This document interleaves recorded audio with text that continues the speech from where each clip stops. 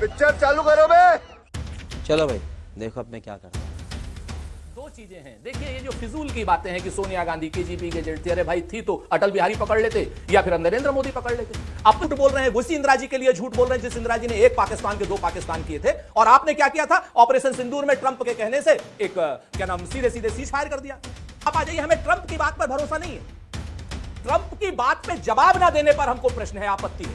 जब ट्रंप कहता है कि हमारा डील हो गई है तो अगले दिन इंटरिम डील साइन हो जाती है और नरेंद्र मोदी जी को फूल मालाएं पहनाई जाती उस इंटरिम डील को वो करने के लिए। और किस ऑपरेशन सिंदूर में सीज फायर हो गया और 15 मिनट बाद ऑपरेशन सिंदूर में सीज फायर हो जाता है। तो हम डोनाल्ड ट्रंप पे भरोसा नहीं कर रहे। डोनाल्ड ट्रंप की जो कारगुजारियां हैं उसको भारत की सरकार सरेंडर करके मानती है, उसके बाद हमारा प्रश्न होता है भारत की सरकार से। डोनाल्ड ट्रंप पर हमें कोई भरोसा नहीं।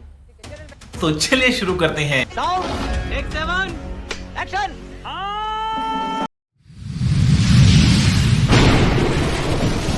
नमस्कार दोस्तों, स्वागत है आप सभी का मेरे आज के इस नए वीडियो में। दोस्तों, ईरान और अमेरिका का युद्ध थमने का नाम नहीं ले रहा और भारत में तेल का संकट बढ़ते जा रहा है। एक तरफ बीजेपी के प्रवक्ता प्रेम शुक्ला का कहना है कि अब ईरान ने भारत के जहाज़ों को छोड़ दिया है और वहां अब भारत में किसी भी प्रकार की पेट्रोलियम की कोई कमी नहीं होगी। तो वो दोस्तों वही कांग्रेस के प्रवक्ता सुंदर राजपूत का कहना है कि बीजेपी अपनी कमियों को छुपाने के लिए झूठा दावा कर रही है, क्योंकि और अगर ऐसा होता ही तो ईरान के मंत्री ने ऐसा क्यों नहीं कहा।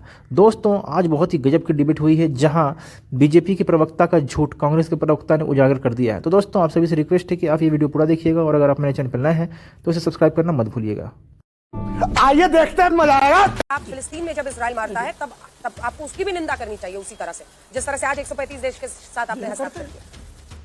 बात तो सही है। और ट्रंप के सामने वो कह रहे हैं कि हमने अपने देश की विदेश नीति को पिछलग्गू नीति बना दिया। दोनों पर जवाब। बोल ये थी पिछलग्गू नीति थी जब श्रीमती सोनिया गांधी सरकार का नियंत्रण करती थी। तो कुंवर नटवर सिंह ने लिखा उनको विदेश मंत्री पद से इसलिए हटा दिया क्योंकि अमेरिका ने निर्देश दिया था। तो पिछलग्गू जो है एक जमाने में हुआ करते थे, लेकिन बारंबार अमेरिका के कहने के बावजूद हमने रूस से तेल खरीदना कभी बंद नहीं किया। झूठ पे झूठ जमाने में 1% भी तेल जो है हमारी जो ऊर्जा आवश्यकताएं थी उनकी रूस से नहीं खरीदी जाती थी। और हम 35% तक अगर रूस से तेल खरीद रहे हैं तो हमारी ऊर्जा आवश्यकताओं पर हमारा निर्णय संप्रभु निर्णय है, यह हम निश्चित तौर पर सिद्ध करते हैं। और जहां तक बात है गाजा पर हमेशा आदरणीय नरेंद्र मोदी जी ने कहा है कि हम बुद्ध के देश हैं, हम गाजा पर अमानवीय हमलों के विरुद्ध हैं और हमास के भी हमले के विरुद्ध हैं। आज भी हमने ईरानी पोत को शरण दिया हुआ है। ये तो लेटेस्ट न्यूज है। आज भी इस युद्ध के काल में भी अगर सोनिया गांधी का काल होता तो उस जमाने में 2008 में ईरान पर जो है खुफिया निगाह रखने के लिए स्पेशली एक सैटेलाइट भारत की सरकार ने डॉक्टर मनमोहन सिंह पर दबाव बनाकर जारी किया था। ये आपकी और थी। ईरान से तेल खरीदने पर वहां से मनाही होती थी तो तेल बंद हो जाता था। ये स्थिति थी आपकी। तो आप जो है कॉम्प्रोमाइज थे। आप हमेशा 1962 में जब चीन चढ़ गया तो रो कर नेहरू जी ने अमेरिका को पत्र लिखा था। मोदी जी को पत्र लिखने की कभी आवश्यकता नहीं पड़ी। हमारी आज की जो नीति है वो इंडिया फर्स्ट की पॉलिसी है। हमको जो है जो गल्फ देशों में, खाड़ी देशों में 1 करोड़ भारतीयों के जीवन की रक्षा हमारे लिए हमारी प्राथमिकता है। लेकिन अगर ईरान का पोत हमसे शरण मांगता है तो हम उसको शरण देते हैं। चले एक काम कर, 200 रुपए दे और 50 रुपए काट ओवर एक्टिंग के वजह से। इसलिए रायसीना के डायलॉग्स में ईरान के राजनयिक जो हैं वो खुलकर बात रखने का अवसर पाते हैं। इसलिए हमारे विदेश मंत्री ईरान के विदेश मंत्री से बात करने के लिए उनको कोई संकोच नहीं होता, क्योंकि हमारी नीति इंडिया फर्स्ट की है। साथ ही साथ हम जो है शांति और सद्भाव के पक्षधर हैं। हमने कहीं से किसी प्रकार का प्रश्न ही नहीं पैदा होता। कांग्रेस की अरे भाई केजीबी की एजेंट, ये मित्रोकिन जो पेपर्स कहते हैं सोनिया गांधी केजीबी की एजेंट थी।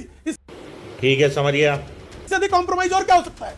ये तय करता तो सोवियत संघ कि भारत में कौन सी सरकार बनेगी और इंदिरा गांधी के लिए जो है पैसे भेजता था सोवियत संघ। ये कैसा लगा मेरा मजाक? तो खुली किताबें हैं जी, आप क्या बातें कर रहे हैं। सुरेंद्र जी ठीक है, इतना गंभीर आरोप लगा रहे हैं तो उनको रिस्पॉन्ड करने दीजिए। सुरेंद्र जी, दो चीजें हैं। देखिए ये जो फिजूल की बातें हैं कि सोनिया गांधी केजीबी के एजेंट थी, अरे भाई थी तो अटल बिहारी पकड़ लेते या फिर नरेंद्र मोदी पकड़ लेते। अपनी असफलताओं के लिए ये जितना प्रलाप करेंगे देश की जनता उतना देख रही है।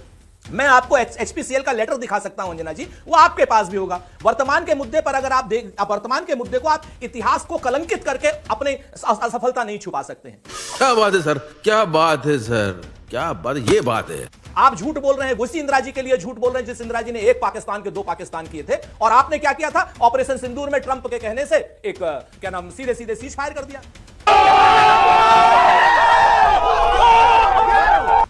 ट्रंप ने कहा तेल नहीं खरीदोगे, रूस से तेल खरीदना बंद। ट्रंप ने कहा 30 दिन के लिए तेल खरीद लो, तेल खरीदना शुरू। ट्रंप ने कहा हमारा किसान आपके यहां 0% टैरिफ पर जो है वो देगा, किसान की फसल देगा, डन। ट्रंप ने कहा कि 18% आपका किसान देगा अगर वो वहां पर ले जाना चाहेगा 18% टैरिफ। उन्होंने कहा जी माई बाप। अपने कुल की मर्यादा, देश की मर्यादा का हनन करने वाले द्रोही। सच बात यह है कि आज की डेट में विदेश नीति हो, चाहे ऊर्जा नीति हो, चाहे डेटा नीति हो, सारी की सारी आपने डोनाल्ड ट्रंप के सामने आत्मसमर्पण कर दिया। और आप बात करते हैं पुरानी चीजों की, केजीबी की एजेंट। अरे हम भी कह सकते हैं अटल बिहारी वाजपेयी जी को और संघ को 1-1 करोड़ों रुपए मिलते थे यहां सरकार सत्ता बदलने के लिए। जली ना, तेरी भी जली ना। न्यूयॉर्क टाइम्स की रिपोर्ट है। तो इस तरीके की बातों से वर्तमान संकट नहीं समाप्त होगा। एचपीसीएल का वो लेटर आपके साथ है अंजना जी। ठीक है, वर्तमान संकट पे ही आते हैं, वर्तमान संकट पे ही आते हैं, क्योंकि मैं भी नहीं चाहती हूँ कि इतिहास के दलदल में फंसकर भविष्य में कोई अपना, ठीक है जी, इतिहास के दलदल में फंस के कोई अपने भविष्य में इस वक्त में वर्तमान में एकदम चोर रास्ता निकल कर जाए। इसीलिए प्रेम शुक्ला जी से भी ये सवाल मैं पूछूंगी। लेकिन सुरेन जी, एक सवाल जिसका जवाब आपको देना चाहिए, आखिर ट्रंप की बातों पर कांग्रेस पार्टी को इतना भरोसा जो हो रहा है, क्योंकि वो तो विश्व भर में, आप देखिए ना, इसी युद्ध में एक दिन कहते हैं युद्ध खत्म हो गया, फिर अगले दिन कहते हैं ईरान से बातचीत होने वाली है, फिर अगले दिन जबरदस्त हमला कर देते हैं, फिर और उनके फ्लिप फ्लॉप्स पर भी चर्चा हो रही है। ट्रंप की बातों पर कांग्रेस पार्टी के इतने भरोसे की वजह क्या है, जरा समझा दें। अभी मजा आएगा ना भिड़ो। अंजना जी मैं आपका शुक्रगुजार हूं। एक्चुअल में ये क्वेश्चन है, इसमें कहीं कोई दो राय नहीं है। इससे पहले मैं सिर्फ आपको एक लाइन कह दूं कि जो हमारी कॉमर्शियल गैस है, कॉमर्शियल गैस की कालाबाजारी कोई नहीं हो रही। कॉमर्शियल गैस का प्रोडक्शन, जो कॉमर्शियल गैस का डिस्ट्रीब्यूशन एचपीसीएल ने, आईओसीएल ने, दोनों ने बंद कर दिया है। लेटर आपके पास। अब आप आ जाइए, हमें ट्रंप की बात पर भरोसा नहीं है। ट्रंप की बात पे जवाब ना देने पर हमको प्रश्न है, आपत्ति है। कैसे? Can you explain?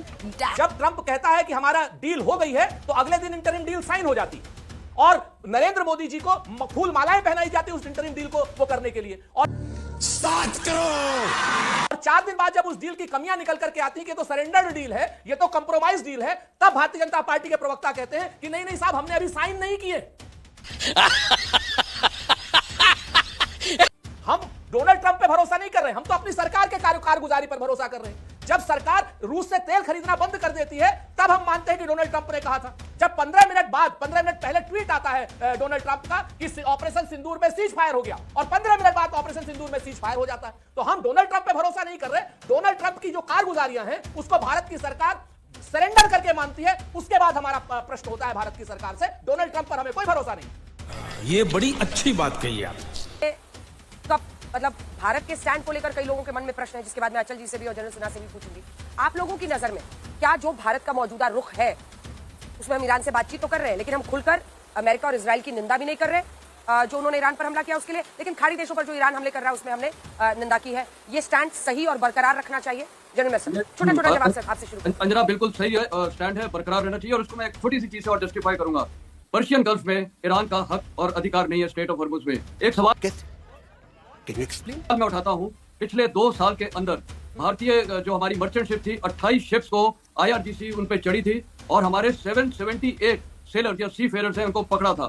और लास्ट में जो आखिरी शिप पकड़ी गई थी जनवरी में, उसमें से 16 को पकड़ के आज छोड़ा था, 8 ही निकले थे अभी तक फरवरी में। और दूसरा, हमारा जो वहां पर एम्बेसडर है, हमें कंसुलेट एक्सेस तक वो नहीं देते थे जब इनको बंदरअब्बास में रखा था। तो ईरान के पास कौन सा अधिकार है कि पर्शियन गल्फ के वो हकदार हो जाते हैं, क्योंकि उस पूरे पर्शियन गल्फ में बाकी GCC कंट्रीज का भी उतना ही अधिकार है और इराक का भी इतना अधिकार है। तो भारत के साथ तो उन्होंने एयर ट्रीटमेंट किया हुआ है और ये मैं आपको नहीं, मेरी राय मैंने पहले ही रख दी है। बहुत से पॉजिटिव एस्पेक्ट है हमारा पॉलिसी के। अगर वाकई ईरान इस चीज़ के लिए एग्री हो गया कि हमारे इंटरेस्ट को ध्यान में रखते हुए जो शिप्स हैं उनको आने देगा, तो ये अपने आप में एक बहुत बड़ी उपलब्धि है। मेरा सिर्फ ये कहना था कि जो पिछले 12 दिन में बनी है वो ये है कि हमारा झुकाव अमेरिका और इजराइल की तरफ है। मैं बिल्कुल खिलाफ इस बात के कि सिविलियन इंफ्रास्ट्रक्चर या सिविलियंस के ऊपर अटैक किया जाए, लेकिन सवाल ये, चैनल को सब्सक्राइब करो पहले, हाँ जल्दी करो।